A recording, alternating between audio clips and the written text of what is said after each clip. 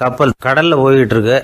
புயல், சூறாவளி, அலையெல்லாம் பெருசு பெருசாக ரொம்ப உயரமாக உண்டாகுது. கடுமையான காற்றிலேயும் வேகமான அலைகள்லேயும் சிக்கி அந்த கப்பல் தடுமாறுது. திசை மாறி போச்சு. எந்த பக்கம் போயிட்டு இருக்கிறோம்னே தெரியல. அந்த கப்பலை செலுத்திக்கிட்டு இருந்த மாலுமி ரொம்ப சாமர்த்தியமாக செயல்பட்டார். தன்னுடைய அறிவாற்றலையும் திறமையையும் முழுமையாக பயன்படுத்தினார். அந்த கப்பலை கட்டுப்படுத்தினார். மெதுவாக அந்த சூறாவளியிலிருந்து கப்பலை காப்பாற்றி கரைக்கு கொண்டுட்டு வந்து சேர்த்துட்டார். மாலுமின்னு ஒருத்தர் இருந்ததுனால அந்த மரக்கலம் காப்பாற்றப்பட்டது. மாலுமின்னு ஒருத்தர் இல்லைன்னு வச்சுக்கோங்க, அந்த கப்பலோட கதி என்னவா இருக்கும் யோசிச்சு பாருங்க. ஒரு கோபக்காரனுடைய நிலைமையும் அப்படித்தானா. கோபக்காரன்கிறவன் ஒரு மாலுமி இல்லாத மரக்கலம் அப்படிங்கிறார் நபிகள் நாயகம். கொந்தளிக்கிற கடலில் கொடுமையான அலைகளின் உச்சியில் அல்லல் படுகிற மரக்கலத்தை விட மோசமானது கோபக்காரனின் நிலைமை அப்படிங்கிறது அவருடைய கருத்து. அது மாதிரி இதுன்னு சொல்லலை, அதை விட மோசம் இது அப்படிங்கிறார். ஏன் தெரியுமா? ஒரு கப்பல் கடலில் தடுமாறினா அதை சரிப்படுத்த மாலுமி இருக்கிறார். அவர் தன்னுடைய சாமர்த்தியத்தினால் அதை கட்டுப்படுத்தி சரியான வழிக்கு கொண்டுட்டு வந்துடுவார். ஆனால் கோபக்காரனுடைய நிலைமை அப்படி இல்லை அப்படிங்கிறார் நபிகள் நாயகம். மனித மனம் ஒரு மரக்கலம், அறிவு அதில் இருக்கிற மாலுமி. மாலுமி மரக்கலத்தை செலுத்துகிறான், அவனுக்கு கட்டுப்பட்டு அது ஓடுது. ஆனால் கோபக்காரனுங்கிற மனுஷங்கிட்ட அறிவுங்கிற மாலுமி சரியாக வேலை செய்ய மாட்டான். ஏன்னா கோபம் அந்த மாலுமியின் கண்களை அவிச்சிரும், காதுகளை கேட்காம பண்ணிவிடும். கண்ணையும் காதையும் மூடிவிட்டு கப்பலை ஓட்டுனா எப்படி ஓட்டுறது? அதனால் கோபக்காரன் மாலுமி இல்லாத மரக்கலம். இடி மின்னலில் மாட்டிக்கிட்டு கஷ்டப்படுற கப்பல் மாதிரி கஷ்டப்படுறான். பெரியவங்கள்லாம் என்ன சொல்கிறாங்க? உனக்கு கெடுதல் பண்ணவனுக்கும் நீ நன்மையை செய், எவருடைய விருப்பு வெறுப்பையும் பொருட்படுத்தாதே. பரம எதிரிக்கும் நீ நன்மை செய்ய ஆரம்பித்தா உன்னுடைய தூய நிலையை பார்த்துட்டு அவனும் உனக்கு நெருக்கமான நண்பனாக ஆயிடுவான். இதுதான் பெரியவங்க நமக்கு சொல்லியிருக்கிறது. புனித குரான் சொல்கிறது என்ன? தீமையை நன்மையை கொண்டே நீர் தடுத்து கொள்ளும் அப்படின்னு சொல்லப்பட்டிருக்கு. அதில் இன்னா செய்தாரை ஒருத்தல் அவர் நாண நன்னயம் செய்து விடல் அப்படிங்கிறார் திருவள்ளுவர். செல்வந்தர் ஒருத்தர்கிட்ட ஒரு சிறுவன் ஆடு மேய்ச்சிக்கிட்டு இருந்தானா. பெரியவர் அவனை கூப்பிட்டு, நீ நேராக போய் ஒரு ஆட்டில் உள்ள ரொம்ப நல்ல பகுதி எதுவோ அதை எடுத்துக்கிட்டு வா அப்படின்னாரான். இவன் போனான். ஒரு ஆட்டு உடம்புல இருந்த நாக்கு, இருதயம், இது ரெண்டையும் எடுத்துகிட்டு கொடுத்தானான். பெரியவர் வாங்கி பார்த்தார். அதுக்கப்புறம் இப்போ நீ போய் இன்னொரு ஆட்டில் இருக்கிற ரொம்ப கெட்ட பகுதி எதுவோ அதை எடுத்துகிட்டு வா அப்படின்னாரான். இவன் போய் எடுத்துகிட்டு வந்தான். அவன் கையில் இருந்தது மறுபடியும் அதே மாதிரி நாக்கு, இருதயம், இது ரெண்டும் தான். என்னது இப்பவும் அதையே கொண்டுட்டு வந்திருக்கிற அப்படின்னாரான் பெரியவர். இவன் சொன்னானா, ஒரு உடம்புல உள்ள ரொம்ப நல்ல பொருளும் இதுதான், ரொம்ப கெட்ட பொருளும் இதுதான் அப்படின்னானா. இளம் வயசில் இப்படி பதில் சொன்னவர் தான் பேரறிஞர் லுக்மானுல் ஹக்கீம் அவர்கள். கோபப்படாமல் இருந்தால் இது ரெண்டும் நல்லா வேலை செய்யும், கோபப்பட்டால் இது ரெண்டும் மோசமாக வேலை செய்யும். அதை புரிஞ்சுக்கிறதுக்காகத்தான் இன்றைக்கி இந்த தகவல். கோபம் வந்துட்டால் நாம் என்ன செய்கிறோங்கிறது நமக்கே தெரியாது. ஒருத்தர் டாக்டர்கிட்ட போனார் அவசரமாக. டாக்டர், எனக்கு இப்போ கடுமையான கோப வெறி, எனக்கு கண்ணு மண்ணு ஒன்றும் புரியல, உடனடியாக அதை கட்டுப்படுத்தணும், உடனே இதுக்கு ஏதாவது ஒரு மாத்திரை கொடுங்க ப்ளீஸ் அப்படின்னார். அந்த டாக்டரும் உடனே ஒரு மாத்திரையை கொடுத்து, இதை உடனே போடுங்க, நான் தண்ணி கொண்டுகிட்டு வரேன்னு உள்ளே போனார். தண்ணியோடு திரும்பி வந்தார். இவர் சொன்னார், டாக்டர், நீங்கள் கொடுத்த மாத்திரை ரொம்ப பெருசாக இருந்தது, இருந்தாலும் கஷ்டப்பட்டு முழுங்கிட்டேன்னார். டாக்டர் சந்தேகத்தோடு மேசையை பார்க்குறார். பார்த்தா மாத்திரை அங்கேயே இருக்குது, பேப்பர் வெயிட்டை காணலை.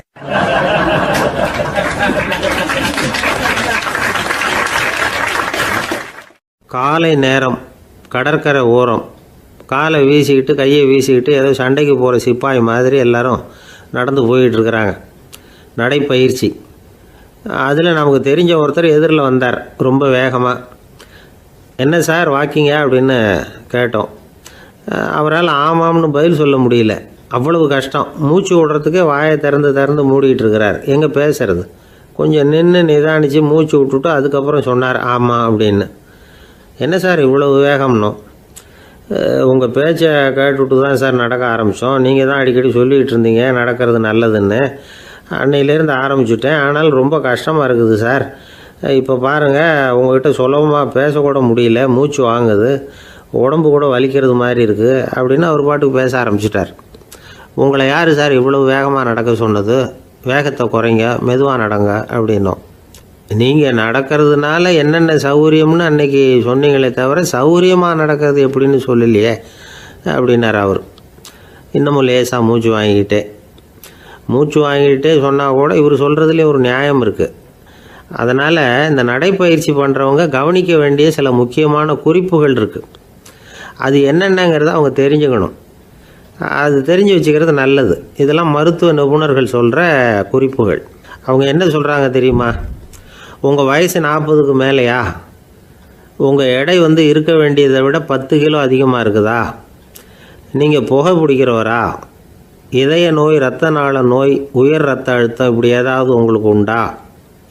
அப்படின்னா நீங்கள் உங்கள் இஷ்டத்துக்கு வரிஞ்சு கட்டிக்கிட்டு நடைப்பயிற்சி பண்ண ஆரம்பிச்சிடாதீங்க.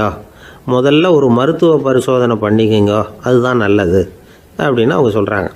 நடக்கிறப்போ, உடற்பயிற்சி செய்கிறப்போ மார்பு பகுதியில் அல்லது வேறு எங்கேயாவது தொடர்ந்து வலி இருந்ததுன்னா பயிற்சியை நிறுத்தி விட்டு டாக்டரை போய் பார்க்கணும். நடைப்பயிற்சி பண்ணுறப்போ உங்கள் சக்திக்கு தகுந்த மாதிரி மெதுவாக அதிக கஷ்டம் இல்லாமல் முன்னேறலாம். அங்கே என்ன போட்டியாக வைக்கிறாங்க? முந்திக்கிட்டு போய் என்ன பண்ண போகிறோம்? பரிசாக வாங்க போகிறோம்.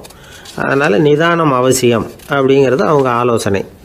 தொந்தரவு கொடுக்காத ஷூ, ட்ரெஸ்ஸு இதுகளை உபயோகப்படுத்துங்க. பாதத்தில் ஆடு தசை இருக்குல்ல, அங்கே ஏதாவது பிரச்சனை இருந்ததுன்னா டாக்டரை பாருங்கள். இந்த பாதத்தில் வலி வரும் அந்த இடத்துல. வெயில் காலமாக இருந்தால் தலைக்கு தொப்பி வச்சுக்கோங்க. பனியில் நடந்தாலும் அப்படி தான், தலையை பத்திரமா பார்த்துக்குங்க. நம்மக்கிட்ட ஏதோ கொஞ்சம் உருப்படியாக தெரியறது அது தானே. உடற்பயிற்சிக்கு முன்னாடி பின்னாடி பயிற்சி செய்கிறப்போ நிறைய தண்ணி குடிக்கலாமா. முதல் 1 மாதத்துக்கு கொஞ்சம் தளர்த்தியாக சாவகாசமாக நடக்கலாம். மணிக்கு 3 அல்லது 4 கிலோமீட்டர் வேகம்னு வச்சுங்களேன். அதுக்கப்புறம் வேகத்தை அதிகப்படுத்தலாம். மணிக்கு 6 அல்லது 8 கிலோமீட்டர் அளவுக்கு நடக்கலாம். நல்லா கையை வீசிக்கிட்டு நடக்கணும். மூச்சு விடுற எண்ணிக்கை அதிகரிக்கணும். இது மாதிரி ஒரு 30 நிமிஷம் நடக்கலாம். தனியாக நடந்து போகிறதுக்கு உங்களுக்கு என்னமோ மாதிரி இருக்குதா? கூட யாரையாவது சேர்த்துக்குங்க. ஒரு குரூப்பாக சேர்ந்து போகலாம். நடக்கிறதுங்கிறத ஒரு சந்தோஷமான சமாச்சாரமாக ஆக்கிக்கணும். தினம் இப்படி நடக்க வேண்டி இருக்குதே அப்படின்னு புலம்பிக்கிட்டே போகக்கூடாது. சில பேர் நடக்கிறப்போ கடந்த காலத்தை அசை போட்டுக்கிட்டே போவாங்க. சில பேர் வருங்காலத்தை அசை போட்டுக்கிட்டே போவாங்க. சில பேர் முக்கியமான திட்டம்லாம் இப்படி நடக்கிறப்போ தான் தீர்மானம் பண்ணுவாங்க. நடக்கிறதுனால மன இறுக்கம் குறையுது, பரபரப்பு குறையுது, மன ஆற்றல் பெருகுது, தன்னம்பிக்கை வளருது, முதுமை தள்ளி போகுது, செயல்திறன் அதிகரிக்குது. இதை தவிர உடம்புக்கும் பல விதமான சௌகரியங்கள் ஏற்படுது. அதனால் இது வரைக்கும் நடக்க ஆரம்பிக்காதவங்க இனிமேல் இந்த குறிப்புகளை கவனத்தில் வச்சுக்கிட்டு நடக்க ஆரம்பிச்சுடலாம். சார்லஸ் லேம்ப் அப்படின்னு ஆங்கில இலக்கிய மேதை ஒருத்தர், அவர் ஒரு தரம் உடம்பு சரியில்லைன்னு டாக்டர்கிட்ட போனாராம். டாக்டர் அவரை பார்த்துட்டு, நீங்கள் தினமும் காலையில் வெறும் வயத்தில் நடக்கணும் அப்படின்னாராம். வெறும் வயத்தில் நடக்கிறதுக்கு நான் தயார், ஆனால் வயிறு கிடைக்கணுமே சார். யார் வயத்து மேலே நடக்கிறது டாக்டர் அப்படின்னு கேட்டாராம் இவர்.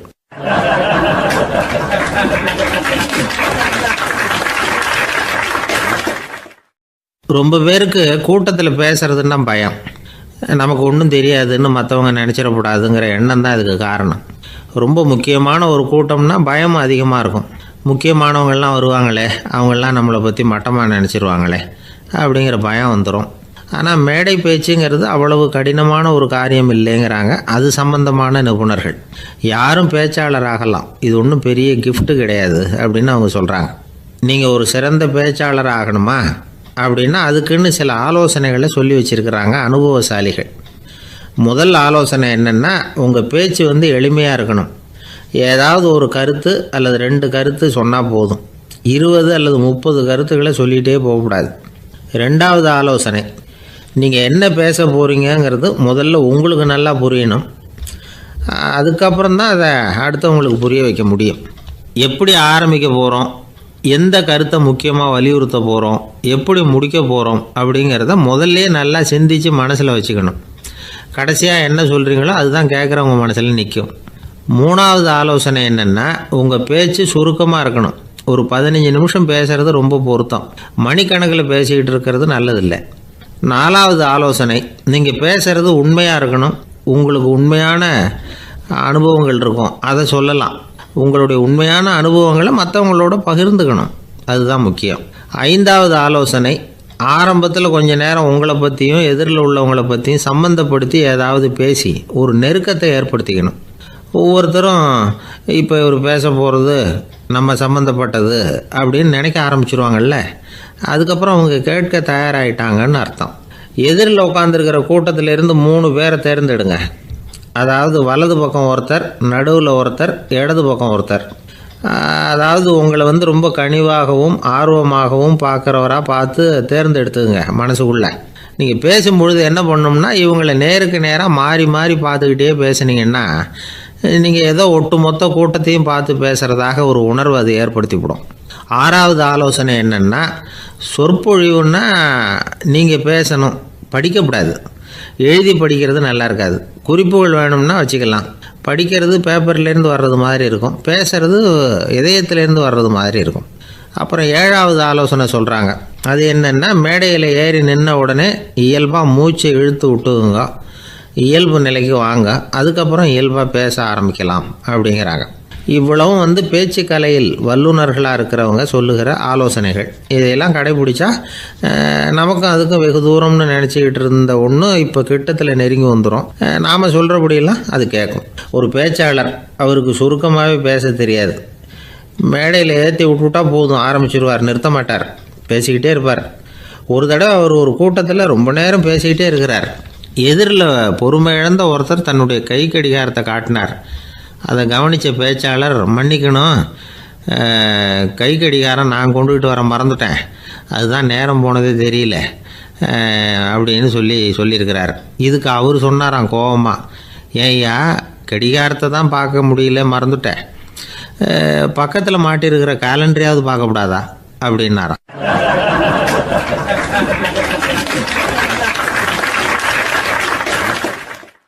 தானத்தில் சிறந்தது எது அப்படின்னு ஒரு கேள்வியை கேட்டு, தானத்தில் சிறந்தது நிதானம் அப்படின்னு அதுக்கு ஒரு பதிலும் சொல்கிறவங்க உண்டு. நிதானம் ரொம்ப அவசியம், அதுவும் இன்றைய உலகத்துக்கு ரொம்ப அவசியம். இன்றைக்கி உலகம் ரொம்ப பரபரப்பாக போய்கிட்டு இருக்குது. பொறுமையாக இருக்கணும்னு நினைக்கிறவங்களால கூட அப்படி இருக்க முடியறதில்ல. பொறுமையை சோதிக்கிறது மாதிரி பல சம்பவங்கள், அதையெல்லாம் சந்திச்சே தீர வேண்டியிருக்குது.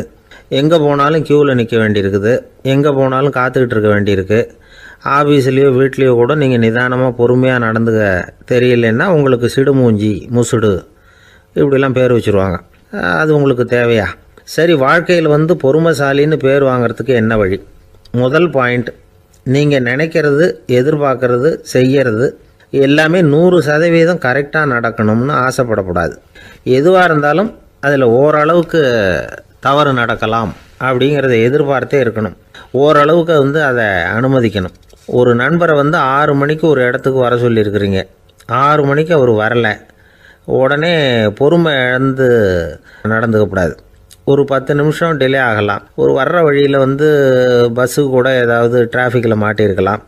அதெல்லாம் எதிர்பார்த்தே கொஞ்சம் காத்திருக்கிறதுல ஒன்றும் தப்பு இல்லை. சில சமயம் டிலே ஆகிறது கூட நல்லதாக முடியும். ஒரு பஸ்ஸை தவற விட்டுட்டு, ஐயோ கொஞ்சம் ஒரு 2 நிமிஷம் முன்னாடி வந்திருந்தா பிடிச்சிருக்கலாமே அப்படின்னு தவிச்சிக்கிட்டு இருப்பாங்க சில பேர். அடுத்தபடியாக வர்ற பஸ்ஸு நேரடியாக நீங்கள் போக வேண்டிய இடத்துக்கே கொண்டு போய் விடுற பஸ்ஸாக கூட இருக்கலாம். அது உங்களுக்கு முன்னாடி தெரியாதுல்ல. சில நெருக்கடியான சூழ்நிலைகளை தமாஷா எடுத்துக்கிறதுக்கு பழகிக்கணும். சில இடங்களுக்கு போகிறப்ப காத்திருக்கிறதுக்கு நம்ம மனசை தயார்படுத்திக்கிட்டே போகணும். ஒரு ரயிலுக்கோ பஸ்ஸுக்கோ அல்லது விமானத்துக்கோ கப்பல் பிரயாணத்துக்கோ போகிறப்போ அங்கே போய் நீங்கள் மணிக்கணக்கில் கூட காத்துக்கிட்டு தான் இருக்கணும். புறப்படுற நேரம் கூட மாறலாம்.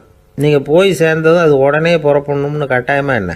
அது மாதிரி சமயத்தில் படிக்கிறதுக்குன்னு சில சுவாரஸ்யமான புத்தகங்களையும் கையில் எடுத்துக்கலாம். உங்களை சுற்றி எவ்வளவோ சுவாரஸ்யமான சம்பவங்கள் நடந்துக்கிட்டு இருக்குதுல்ல, அதையெல்லாம் வேடிக்கை பாருங்கள்.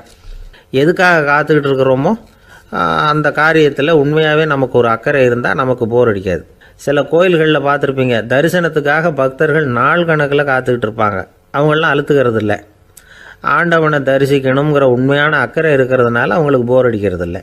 ஆனால் சில சினிமா தியேட்டரில் கூட பார்க்கலாமே, சினிமா கியூ கூட அப்படி தான். சாயந்தரம் 6 மணி ஆட்டத்துக்கு காலம்பரம் 6 மணிக்கே போய் கூட காத்துக்கிட்டு இருப்பாங்க. அவங்களுக்கெல்லாம் போர் அடிக்காது, படம் பார்க்குற ஆர்வம். இன்னொரு முக்கியமான விஷயத்தை நாம் பழக்கப்படுத்திக்கணும்.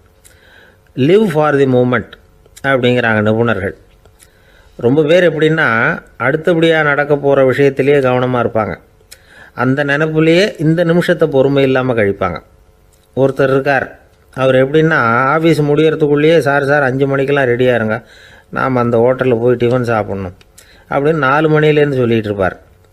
4:55 பரபரப்பாக ஓடி வருவார். 2 பேரும் புறப்படுவோம், ஹோட்டலுக்கு போவோம், சாப்பிட்டுக்கிட்டு இருப்போம். அப்படி சாப்பிட்டுட்டு இருக்கிறப்ப சார் சாப்பிட்டு முடித்ததும் நேராக ஒரு ஜவுளி கடைக்கு போகிறோம் அப்படிம்பார். பரபரக்க சாப்பிட்டு முடிப்பார், புறப்படுவார்.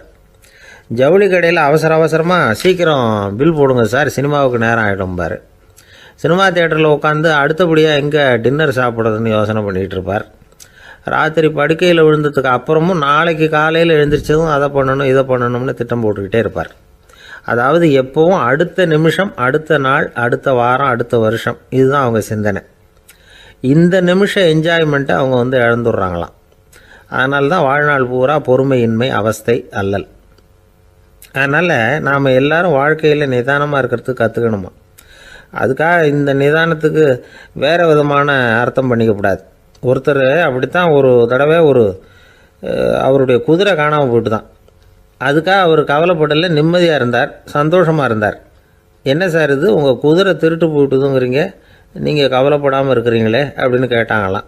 அதுக்கு அவர் சொல்லியிருக்கார், நல்ல வேளை சார், கட்டியிருந்த குதிரை காணாமல் போயிருக்குது. நான் அது மேலே உட்காந்துருக்கிற சமயம் அது காணாமல் போயிருந்ததுன்னா, திருட்டு போயிருந்ததுன்னா நானும் சேர்ந்தில் காணாமல் போயிருப்பேன் அப்படின்னாராம். எவ்வளவு நிதானமான ஆள் பாருங்கள்.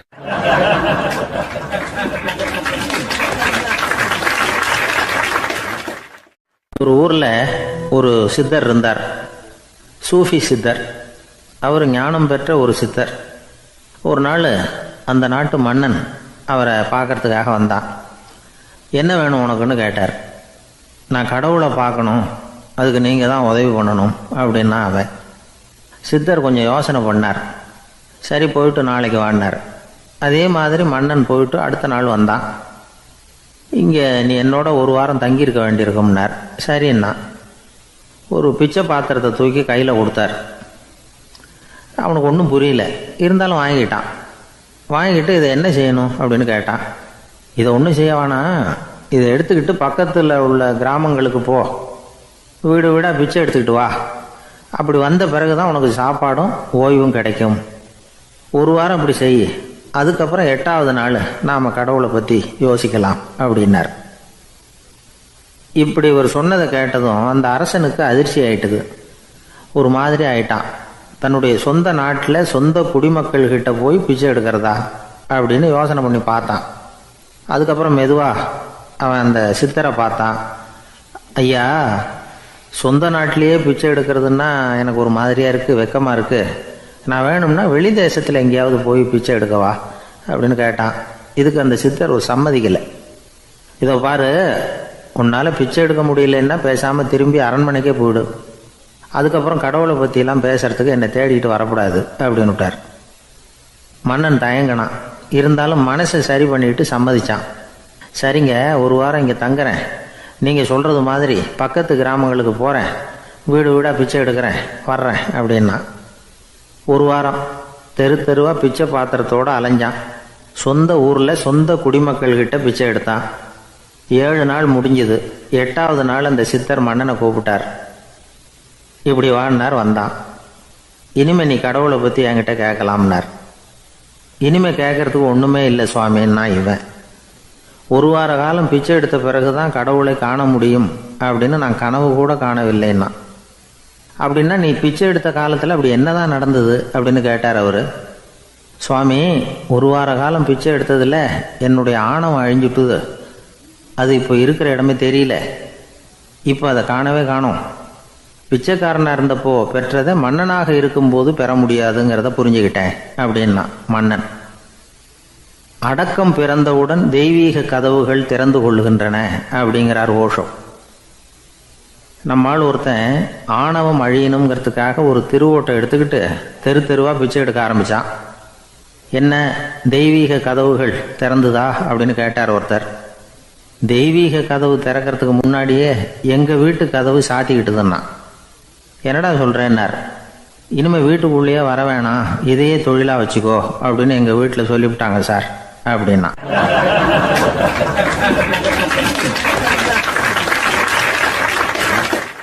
ஒரு ஊரில் ஒரு மன்னர் இருந்தார். ஒரு நாள் அவருடைய அரசவைக்கு ஒரு ஓவியன் வந்தான். அவன் சீனா தேசத்திலிருந்து வந்தவன், தாவோ சிந்தனையாளன். அவன் அங்கே வந்து மன்னர் முன்னாடி நிற்கிறான். யாரும் செய்ய முடியாத ஒரு காரியத்தை என்னால் செய்ய முடியும்னா. இவன் இப்படி சொன்னதை கேட்டதும் ஏற்கனவே அங்கே இருந்த அரசவை ஓவியன் ஒருத்தனுக்கு கோபம் வந்துட்டுது. இதோ பாரு, இப்படிலாம் பேசக்கூடாது, நான் வேணும்னா உன்னுடைய சவாலை ஏற்றுக்கிறேன் அப்படின்னா. நாம் 2 பேரும் ஓவியம் தீட்டுவோம், அதை பார்த்துட்டு நம்ம 2 பேரில் யார் சிறந்த ஓவியன் அப்படிங்கிறத மன்னரே தீர்மானம் செய்யட்டும், என்ன சொல்கிற அப்படின்னு கேட்டான். அவனும் சரின்னு ஒத்துக்கிட்டான். போட்டி ஆரம்பமாச்சு. அரசர் அவங்களுக்கு 2 சுவர்களை ஒதுக்கி கொடுத்தார். 6 மாத காலம் அவகாசம் கொடுத்தார். 2 ஓவியர்களும் அவங்கவுங்க வேலையை ஆரம்பித்தாங்க. இரவு பகலாக வேலை செய்ய ஆரம்பிச்சுட்டாங்க. 6 மாதம் முடிஞ்சது. அரசர் வந்து பார்த்தார். முதல்ல தன்னுடைய அரசவை ஓவியர் தீட்டியிருந்த ஓவியத்தை பார்த்தார். ரொம்ப பிரமாதமாக இருந்தது, பாராட்டினார். இதோ பாரு, உன்னுடைய ஓவியம் அற்புதமாக இருக்குது, உயிரோட்டம் உள்ளதாக இருக்குது, கலையின் உச்சமே இதுதான், இதை விட சிறந்த ஒரு ஓவியத்தை வேற யாராலையும் படைக்க முடியாது அப்படின்னார். அதுக்கப்புறம் அந்த சீன ஓவியன்கிட்ட போனார். எங்கே உன்னுடைய ஓவியம்னு கேட்டார். திரைச்சீலையை விலக்கி விட்டு பாருங்கன்னா. மன்னர் வந்து அந்த திரைச்சீலையை விளக்குனார். உள்ளே வந்து ஓவியம் இருக்க வேண்டிய இடம் கண்ணாடி மாதிரி தெரிஞ்சுது. அவன் அந்த 6 மாத காலமாக அந்த சுவரை வந்து தேய்ச்சி தேய்ச்சி கண்ணாடி மாதிரி ஆக்கி வச்சிருக்கிறான்.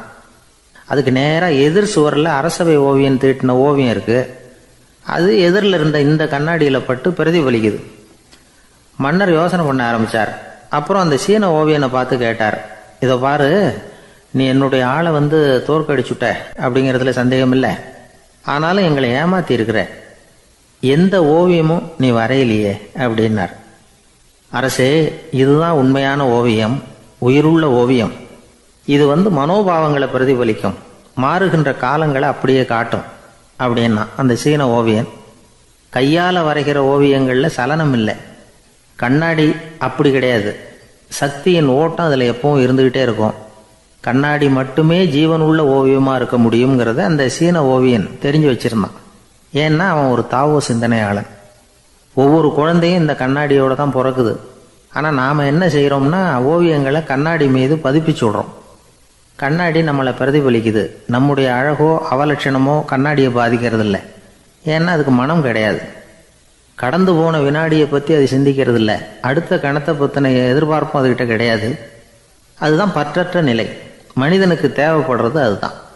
கண்ணாடிக்கிட்டே இருந்து நாம் வந்து கற்றுக்கொள்ள வேண்டிய பாடம் இது. வாழ்க்கையில் வந்து மனிதர்களை நேசிக்கலாம், உலகின் அழகையெல்லாம் பிரதிபலிக்கலாம், ஆனால் எதையும் பற்றி கொண்டு விடக்கூடாது அப்படிங்கிறது பெரியவர்கள் அறிவுரை. துயரம்ங்கிறது பற்றுக்களின் சாயை. கண்ணாடி முன்னாடி நிற்கிறப்போவெல்லாம் நமக்கு இந்த ஞாபகம் வரணுமா.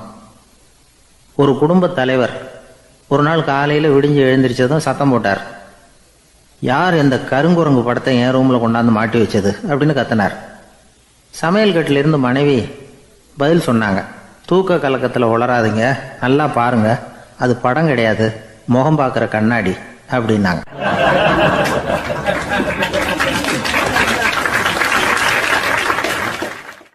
அர்ஜுனன் கேட்ட கேள்விக்கெல்லாம் பகவான் கண்ணன் வந்து பதில் சொன்னார். அதுக்கு பேர் பகவத்கீதை. அதே மாதிரி உத்தவன் கேட்ட கேள்விக்கும் அவர் பதில் சொல்லியிருக்கிறார். அதுக்கு என்ன பேருனா உத்தவ கீதைன்னு பேர். அது சரி, உத்தவன்னா யார்? கண்ணனுக்கு சின்ன வயசுலேருந்தே தேர் ஓட்டிக்கிட்டு இருந்தவன் அவன் தான். குருஷேத்திர போர் முடிஞ்சது. அதர்மத்தை அழித்து தர்மத்தை நிலைநாட்டி தர்மனுக்கு முடிச்சு விட்டினார் கண்ணபிரான். அதுக்கப்புறம் துவாரகைக்கு திரும்பினார். தான் வந்த காரியம் முடிஞ்சது. அதனால் இளமையிலிருந்தே தனக்கு தேரோட்டியாக இருந்து வந்த உத்தவனை கூப்பிட்டார். இந்த பாருப்பா, உனக்கு வேணுங்கிறத கேளுன்னார். அவன் தனக்குன்னு எதையும் கேட்குறதுக்கு ஆசைப்படலை. இருந்தாலும் கேள்வி கேட்குறதில்ல அவன் ரொம்ப கெட்டிக்காரன். அதனால் கேட்க ஆரம்பித்தான். பரந்தாமா, ராஜசூய யாகத்துக்கு தர்மனை கூப்பிட்டு தன்னுடைய அரண்மனையில் விருந்து வச்சான் துரியோதனை. அதுக்கப்புறம் சூதாட்டத்துக்கு கூப்பிட்டான். தர்மன் வந்து தோல்வி அடைகிற மாதிரி பண்ணிவிட்டான். நீங்கள் தான் முக்காலமும் உணர்ந்தவராச்சே, சூதாட்டத்தில் தர்மர் ஜெயிக்கிறது மாதிரி பண்ணியிருக்கக்கூடாதா? அந்த பகடைக்காயை உருட்டுறப்போ நீங்கள் எதிர்பார்த்தது விழற மாதிரி பண்ணியிருக்கலாமே. சரி, அதுதான் இல்லை. வேடிக்கை பார்த்துக்கிட்டு இருந்த பீமன், அர்ஜுனன், நகுலன், சகாதேவன் இவங்களையும் பணையம் வச்சு ஆடுறப்போவாவது காப்பாற்றிருக்கலாம். அதையும் நீங்கள் செய்யலை.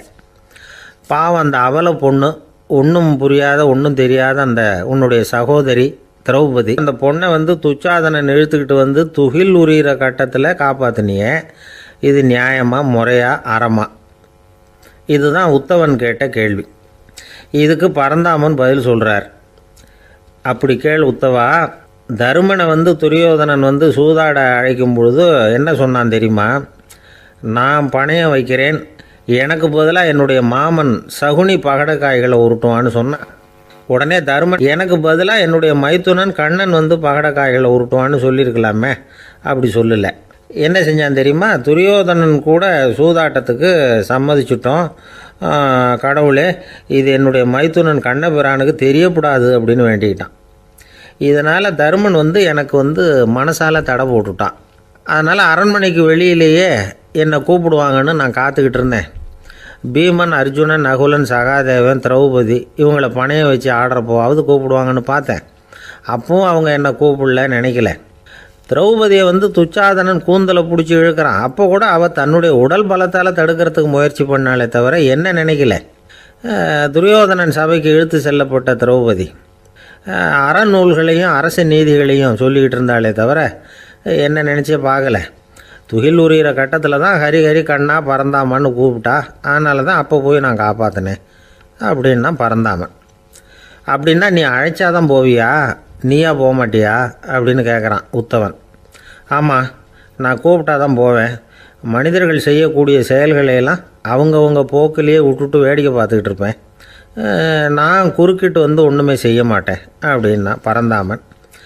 மனுஷன் தவறு பண்ணுனா திருத்த மாட்டியா, சும்மா பார்த்துக்கிட்டு தான் உட்காந்துருப்பியா அப்படின்னு கேட்குறான் உத்தவன். நான் மனுஷனுடைய உள்ளத்தில் இருக்கிறப்போ என் எதிரில் மனுஷன் தவறு பண்ண மாட்டான் அப்படின்னு ஆனால் கண்ணன். அதாவது யார் நினைக்கிறாங்களோ அவங்க உள்ளத்துலலாம் அவன் இருக்கிறான். அப்படி இருக்கிறப்போ தவறு செய்ய மனுஷன் அஞ்சுவான். இதுதான் உத்தவ கீதைங்கிறது. இந்த காலத்துலேயும் சில பேர் பகவான் மாதிரி அடுத்தவங்க கஷ்டப்படுறத வேடிக்கை பார்த்துக்கிட்டு இருக்கிறது உண்டு. அன்றைக்கி அப்படித்தான். நடுத்தெருவில் ஒரு திருடனை பிடிச்சி எல்லாரும் சேர்ந்து அடிச்சுக்கிட்டு இருக்கிறாங்க. ஒரு ஆள் மட்டும் தள்ளி நின்று அதை வேடிக்கை பார்த்துக்கிட்டு இருக்கான். பார்த்துக்கிட்டு சிரிச்சுக்கிட்டு இருக்கிறான். என்ன சார் இது, பாவம் அந்த ஆளை போட்டு அப்படி அடிக்கிறாங்களே அப்படின்னோம். அடிக்கட்டும் சார், அவன் அடி வாங்க வேண்டிய ஆள் தான் அப்படின்னா அவன். ஏன் சார் அப்படி சொல்கிறீங்க அப்படின்னு கேட்டோம். பின்ன என்ன சார், நான் ஒருத்தர் பையில் இருந்த பர்ஸை எடுக்கிறதுக்கு முயற்சி பண்ணிக்கிட்டு இருந்தேன். அதுக்குள்ளே அவன் முந்திக்கிட்டு அப்வேஸ் பண்ணிவிட்டான். பர்ஸை அவன் எடுத்துட்டான். பார்க்குறதுன்னா எடுக்கிறது அவனா? என்ன சார் நியாயம் இது? நல்லா வாங்கட்டும் அப்படிங்கிறான்.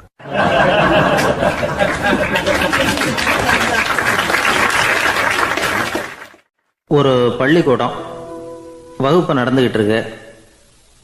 ஆசிரியர் பாடம் நடத்திக்கிட்டு இருக்கிறார். நடத்தி முடித்த உடனே கேட்டார், மாணவர்களே, இதுவரைக்கும் நான் நடத்தின பாடத்தில் உங்களுக்கு ஏதாவது சந்தேகம் இருக்கா அப்படின்னு கேட்டார். அப்புறம் ஒவ்வொருத்தராக கேட்டார். ஒரு மாணவன் எழுந்திரிச்சான். சார், எனக்கு சந்தேகம் எதுவுமே இல்லைன்னா. ஏன்னு கேட்டார். ஏன்னா எனக்கு நீங்கள் நடத்தின பாடம் தெளிவாக புரிஞ்சுட்டுது, அதனால் சந்தேகம் வரலன்னா. இன்னொரு மாணவன் எழுந்திரிச்சான். சார், எனக்கும் சந்தேகம் எதுவும் இல்லைன்னா. ஏண்டான்னு கேட்டார். ஏன்னா எனக்கு நீங்கள் நடத்தின பாடம் எதுவுமே புரியல, அதனால் சந்தேகம் வரல அப்படின்னா. இந்த இடத்துல நாம் கொஞ்சம் சிந்திச்சு பார்க்கணும். இந்த உலகத்தில் எல்லாம் புரிஞ்ச ஒருத்தனுக்கும் சந்தேகம் வராது, எதுவுமே புரியாத ஒருத்தனுக்கும் சந்தேகம் வராது. அறகுறையாக புரிஞ்சுக்கிட்டவன் இருக்கான் பாருங்க, அவனுக்கு தான் அடிக்கடி சந்தேகம் வரும். ஆக மாணவர்களை இந்த 3 வகையாக பிரிக்கலாம். அதே மாதிரி தான் மனிதர்களையும் 3 வகையாக பிரிக்கிறாங்க ஆன்மீகவாதிகள். ஒரு ஆன்மீக பெரியவர் என்ன சொல்கிறார் தெரியுமா? இந்த உலகத்தில் 3 வகையான மனிதர்கள் இருக்கிறாங்களாம். முதல் வகை எப்படி தெரியுமா? இவங்களுக்கு எதையும் தெரிஞ்சுக்கணுங்கிற அவசியமே கிடையாது. ஏன்னா அவங்களுக்கு எல்லாமும் தெரியும். இவங்க ஞானத்தின் முழு வடிவாக இருக்கிற காரணத்தினால அவங்களுக்கு எந்த சந்தேகமும் இல்லை, எந்த கேள்விகளும் கிடையாது. இந்த நிலையில் இருக்கிறவன் கிருஷ்ணன். எல்லாத்துக்கும் விட தெரிஞ்சுக்கிட்ட நிலையில் அவன் விடையாக மாறிவிட்டான் அப்படின்னு சொல்லுவாங்க. 2வது நிலையில் இருக்கிறவன் அர்ஜுனன். இவனுக்கு எப்போ பார்த்தாலும் கேள்விதான், சந்தேகம்தான். பதில் சொல்ல சொல்ல அவனுக்கு இருக்கிற சந்தேகமும் அதிகமாகிக்கிட்டே இருக்கும், குறையவே குறையாது. அர்ஜுனன் மாதிரி உள்ளவங்க எப்பவும் கேள்வி கேட்டுக்கிட்டே இருப்பாங்க.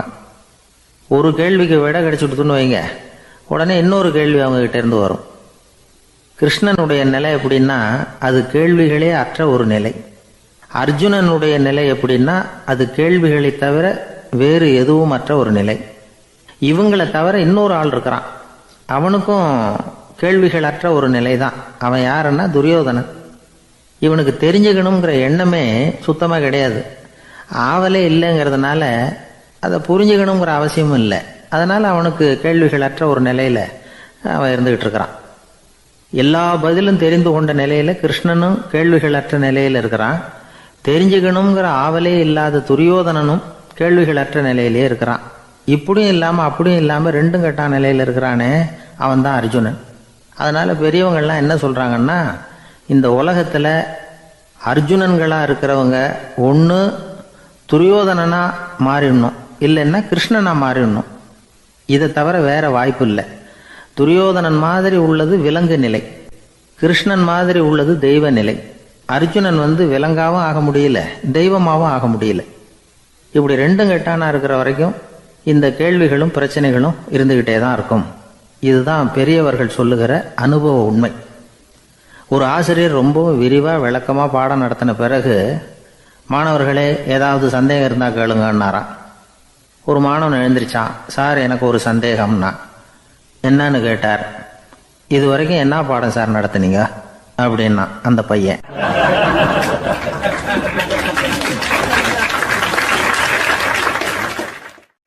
ஜெருசலேம் அங்கே உள்ள ஒரு தேவாலயம்.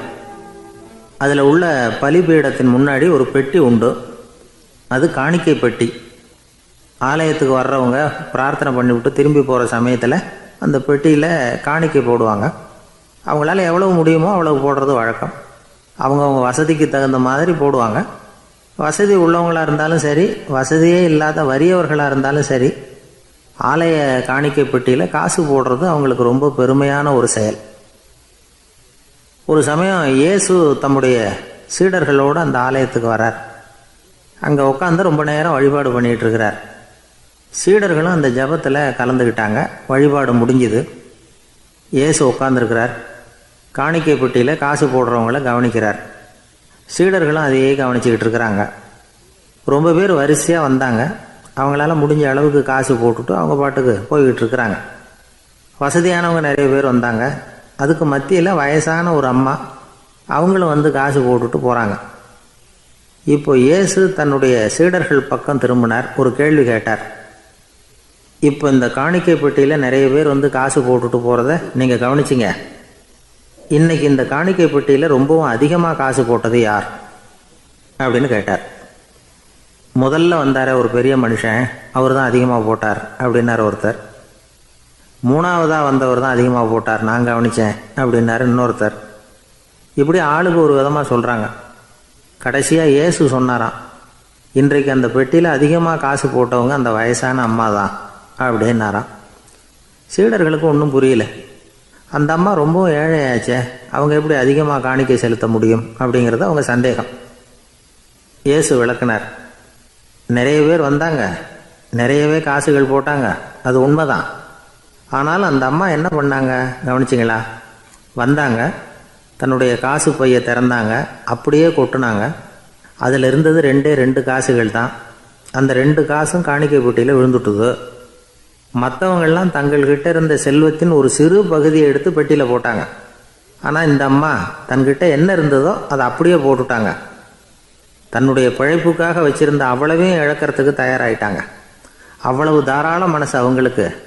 அதனால் அவங்க செலுத்தின காணிக்கை தான் அளவில் அதிகம் அப்படின்னார். விலை மதிப்பில்லாத முத்து புதையல் ஒருத்தனுக்கு கிடைக்க போகுதுன்னு வச்சுக்கோங்க. அதன் மதிப்பை உணர்ந்தவன் என்ன பண்ணுவான்? அதை அடையிறதுக்காக தன்கிட்ட இருக்கிற எதையும் கொடுக்கறதுக்கு தயாராக இருப்பான் இல்லையா? அது மாதிரி தான் இதுவும் அப்படின்னார். உலக மதிப்பீடுகளை துரும்பா தூசியாக மதித்து அதையெல்லாம் உதறி விடுகிறவன் இறையருள் அப்படிங்கிற இணையில்லாத செல்வத்தை பெறுகிறான் அப்படிங்கிறது இதில் உள்ள கருத்து. இறைவனுக்காக இழப்பதுன்னா துன்பப்படுகிறவர்களுக்காக, ஏழைகளுக்காக, ஏதுமற்றவர்களுக்காக இழப்பது அப்படின்னு அர்த்தம். உங்கள் அயலானுக்கு நீங்கள் என்ன உதவி செய்தாலும் அதை எனக்கே செய்கிறீர்கள் அப்படின்னு இயேசு சொல்லியிருக்கிறார். அடுத்தவங்களுக்கு உதவணுங்கிற குணம் இன்னைக்கு ரொம்ப குறைஞ்சி போச்சு. ஒருத்தன் வாழைப்பழத்தோல் வழுக்கி கீழே விழுந்துட்டான். பக்கத்தில் இருந்த நண்பன் உடனே அவனை தூக்கிக்கிட்டு போய் ஆஸ்பத்திரியில் சேர்த்துட்டான். அதுக்கப்புறம் சொன்னான், நீ அந்த வாழைப்பழத்தோலில் காலை வைக்க போகிறத முன்னாடியே நான் கவனிச்சுட்டேன் அப்படின்னு நானா. அப்படின்னா அப்போவே நீ எனக்கு உதவி செஞ்சுருக்கலாமே அப்படின்னு நானா அவன். நான் டாக்டருக்கு உதவலாம்னு நினச்சிட்டேன் அப்படின்னா இவன்.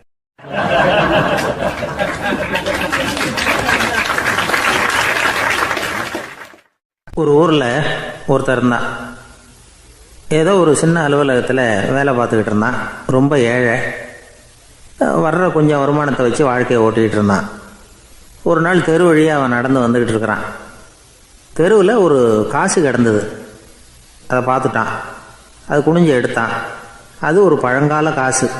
அந்த காசு நடுவில் ஒரு துளை இருந்தது. அதாவது துளையிட்ட நாணயம்.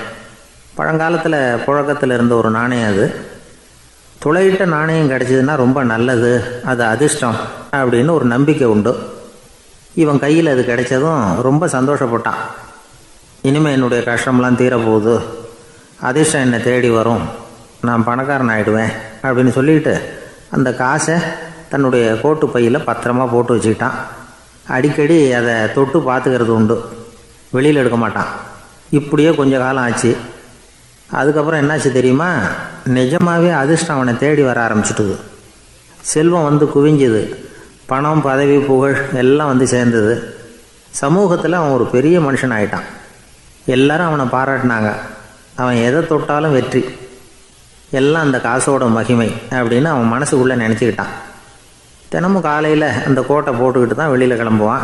புறப்படுறதுக்கு முன்னாடி கோட்டு பாக்கெட்டை தொட்டு பார்த்துக்குவான், உள்ளே காசு இருக்கா அப்படிங்கிறத உறுதிப்படுத்திக்குவான். அதுக்கப்புறம் தான் வெளியில் கிளம்புவான். இப்படியே பல வருஷம் ஓடி போச்சு. ஒரு நாள் அவனுக்கு அந்த ஆசை வந்துட்டுது. அதாவது அந்த துளையிட்ட நாணயத்தை எடுத்து கண்ணால் பார்க்கணும் அப்படின்னு. காலையில் சாப்பிட்டுக்கிட்டு இருந்தான்.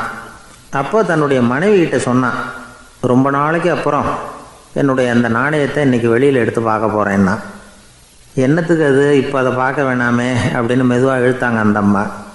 இல்லை நான் பார்த்தே தீரணும் அப்படின்னு அவன் தன்னுடைய சட்டை பைக்குள்ளே கையை விட்டான். உள்ளே இருந்த நாணயத்தை வெளியில் எடுத்தான். பார்த்தா அவனுக்கு ஆச்சரியமாக போச்சு. அந்த நாணயத்தில் தொலையே இல்லை. என்ன ஆச்சு அப்படின்னு சொல்லி அவன் ரொம்ப குழம்பி போயிட்டான். இப்போ அந்த அம்மா சொன்னாங்க, நான் தான் ஒரு நாள் உங்கள் கோட்டு ரொம்பவும் தூசியாக இருக்கேன்னு சொல்லி அதை ஜன்னலுக்கு வெளியில் உதறினேன். உள்ளே இருந்த அந்த காசு அப்போ எனக்கு தெரியாது, ஞாபகத்தில் இல்லை. அது தெருவில் விழுந்துட்டது போல இருக்கு. அதுக்கப்புறம் எவ்வளவோ தேடி பார்த்தேன், கிடைக்கல. அதுக்குள்ளே அதை யாரோ எடுத்துகிட்டு போயிட்டாங்க போல இருக்கு. அது இல்லைங்கிறது உங்களுக்கு தெரிஞ்சால் வருத்தமாக இருக்குமேங்கிறதுக்காக நான் தான் வேற ஒரு நாணயத்தை எடுத்து சட்டை பைக்குள்ளே வச்சுட்டேன் அப்படின்னு விவரத்தை சொன்னாங்க அந்த அம்மா. இது எப்போ நடந்ததுன்னு கேட்டான். உங்களுக்கு அந்த காசு கிடைச்சதே அன்னைக்கு மறுநாளே இது நடந்து போச்சு அப்படின்னாங்களாம். இதை கொஞ்சம் யோசனை பண்ணி பாருங்கள்.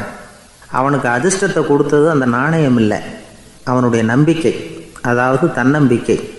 அதுதான் வேலை செஞ்சிருக்கு.